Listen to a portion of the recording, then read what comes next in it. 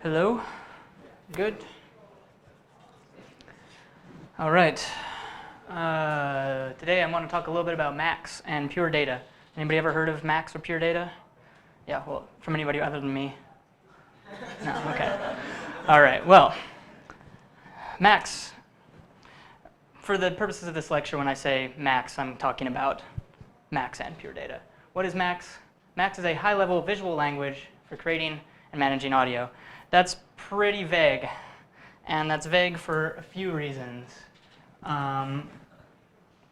Partially because when I say Max, I'm actually talking about a group of related languages that all came from the same source and branched off over time.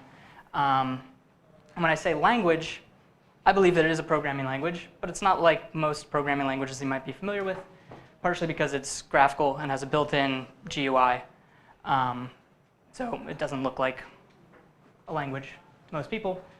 And also, this is a quote from a guy named Millard Puckett, the guy who actually is responsible for creating Max.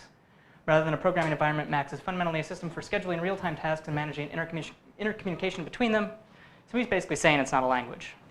So it's a little bit complicated, but it is very cool. It can do a lot of things with audio that more traditional tools, DAW, or synthesizer, or traditional instrument cannot do, because it is a programming language. It gives you pretty intense control over what kind of audio you're going to get out.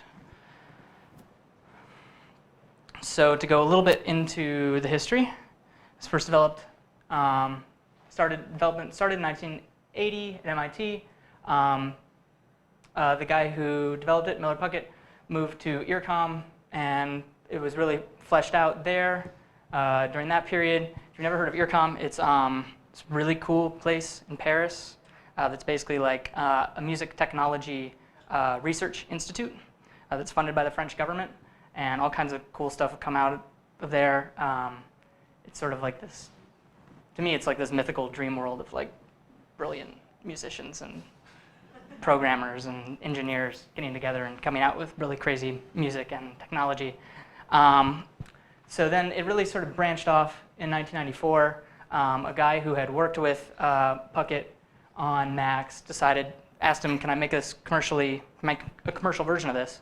And he did, and it's been very successful to this day. When people talk about Max, they're usually talking about this commercial version, which was known as Max MSP, is now just known as Max. Very confusing nomenclature. Nothing I can do about that, sorry. But Puckett also at the same time released an open source version, which is still active, just called Pure Data, which is what I'm going to be showing you later, because I don't have the money to buy a Max license. They're pretty expensive. So what does Max look like? It looks like both of these things. If you open up a Max patch in text editor, you'll see the actual code on the right. But usually when people talk about Max and people work with Max, unless they're working with it from like a command line, which most people don't do, you're going to see something more like what's on the left here. Though what's here is a really intense example of abstractions that people have built on top of it. This is actually a screenshot of a patch that was built by a band called Autechre. I don't know if anybody would have heard of them. Tom York is a big fan of theirs, and they do crazy stuff and use a lot of Max. So at this point, I want to show you a classic Hello World example in Max. So here we have Max. Unfortunately, you can't see my menu bar, but I will sort of tell you what I'm doing here.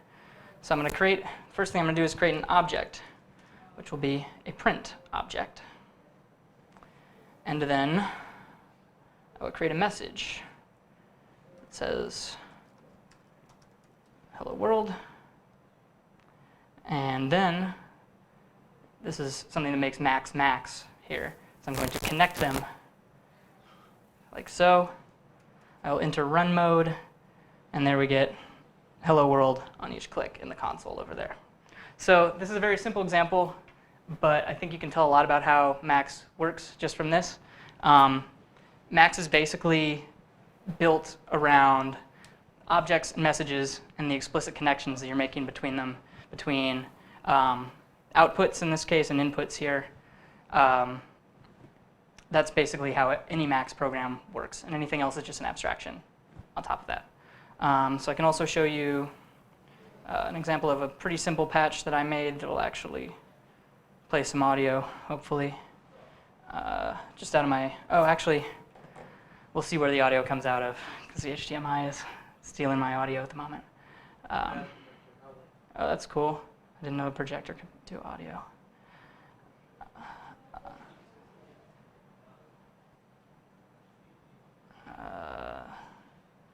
Okay, so you would be hearing audio here, but this is basically, probably something in my settings is going wrong. But this is, it's just a more intense example of what we saw with Hello World. It's, you have objects, you have messages, you have numbers, all connected together, operating on each other, and in the end, you'll have to trust me on this, but audio would be coming out of the system. Yeah, so that's probably something in my settings. And also you see like the toggles, and this is a toggle, a bang, and a slider.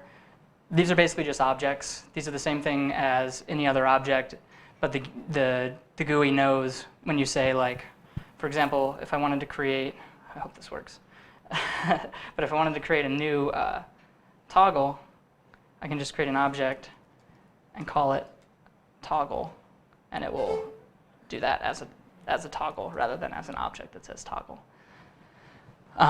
Okay, so yeah, I got a Facebook message there. Y'all heard that. So let's talk a little bit about programming, how this actually works. Like I said, you're basically working with objects and messages, which are formed by 3 data types, which should be familiar to you. The main sort of crazy thing about Max is that it works on 2 distinct levels. There's one level, the control level, which is basically what you would expect. You have data that's getting passed back and forth in the form of numbers and strings and things like that. There it goes. Yeah. For some reason, it wasn't playing sound when I wanted it to.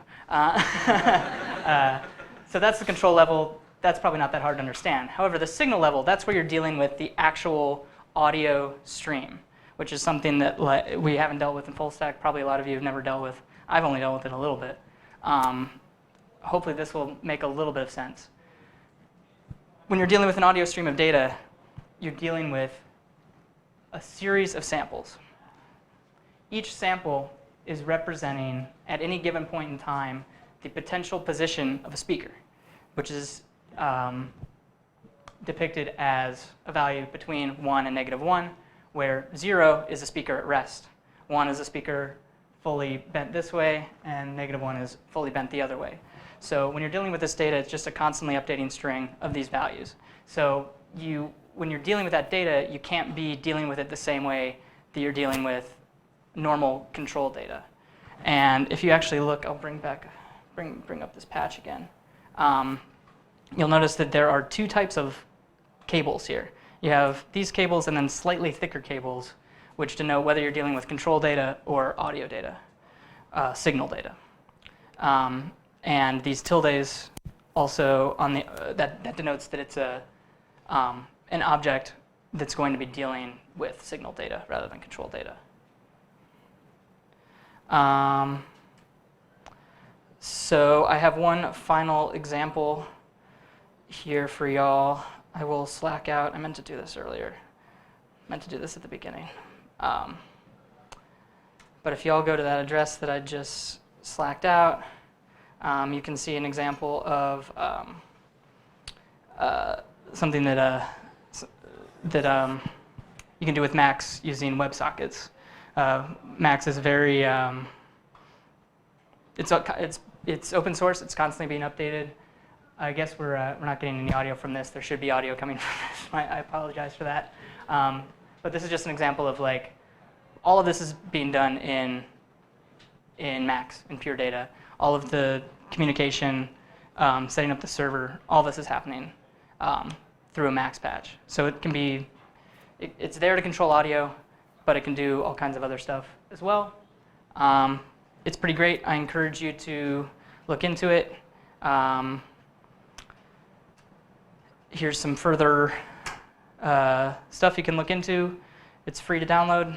I encourage you to do that, and these are two great resources if you want to look into get starting with that. So, any questions? Steve? I'm guessing this is true, but like, does Max have objects or things that you could add in that mimic logic of other languages, like if statements or loops? If you look at, if I bring it back up, get rid of this guy. This part right here, this is actually a for loop, basically. Well, no, it's actually not a for loop. It's a while loop.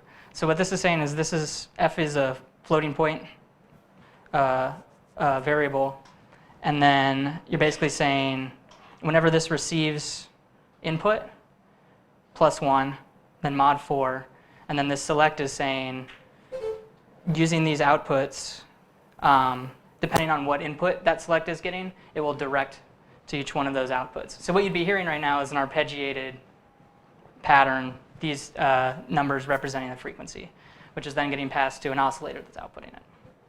So yeah, you can build loops. I imagine there's a way to sort of build this logic into an abstraction, so you wouldn't have to code out that exact thing every time you wanted to use it.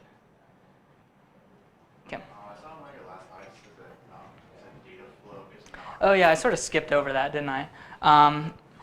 Yeah, it's my point here was just, yeah, it's sort of hard to pin down what exactly Max is. It's been categorized as object-oriented. It's been categorized as a data flow language, but it doesn't fit neatly into any of these boxes, really. I also made the note that it was specifically made with no idea of scope because the developers wanted this to be something that musicians or people with no programming knowledge would be able to use. And it basically is. I think they succeeded, more or less. But Whenever you create a box, you can create like it's like an object. Mhm. Can you like technically link that to a file? And then yeah, well, you're talking about can you read from the file system using Max? like connect that to a file and then run that file by just clicking on it. Yeah, you can.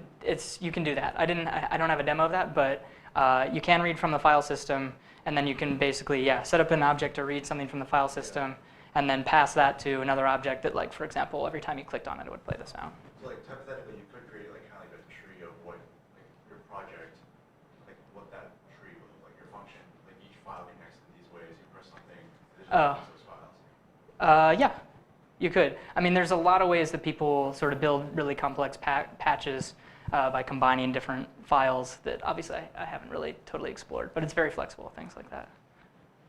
Yeah, Austin.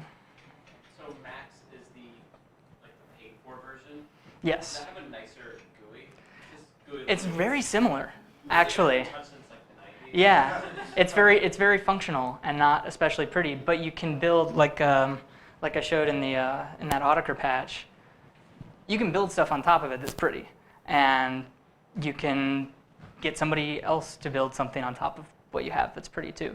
What you're dealing with what I was showing you with the patches that I build is really just like the bare bones stuff. It's like a designer could have a field day making more user-friendly. Yeah, and they could probably, but it's also it does what it needs to do, and a lot of times it's all about building abstractions on top of it.